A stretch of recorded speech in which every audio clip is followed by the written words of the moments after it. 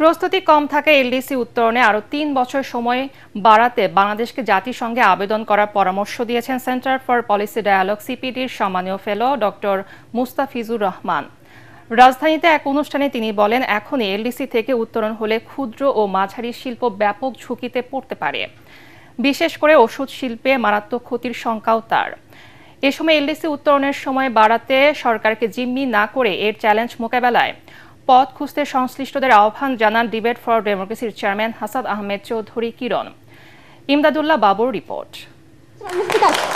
LDC উত্তরণের challenge মোকাবিলায় করণীয় নিয়ে এই ছায়া সংসদ বিতর্ক প্রতিযোগিতার আয়োজন করে ডিবেট ফর ডেমোক্রেসি।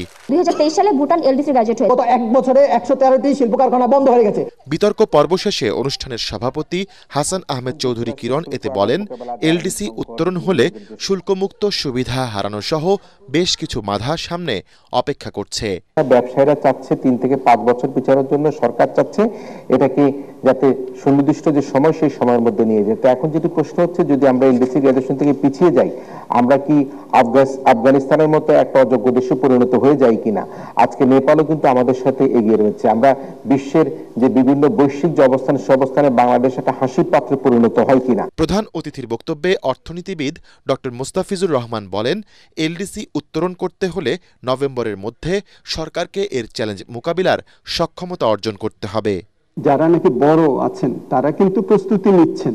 ট্রাম্প ট্যারিফের পরে তাদের অর্ডার ইত্যাদিও কিন্তু কিছুটা এখন বাড়ছে। এখন কম সংখ্যক শিল্প কারখানাও বেশি রপ্তানি করতে পারে, কিন্তু অনেকে বাজার থেকে হয়তো বের হয়ে যাবে। স্মল যারা আছে 3000-এর মতো যে এন্টারপ্রাইজ তাদের আছে, তাদের মধ্যে একটা বড় সংখ্যক কিন্তু তারা হলো স্মল অ্যান্ড মিডিয়াম, এবং তারাই সবচেয়ে বড় বেশি ঝুঁকিতে পড়বেন।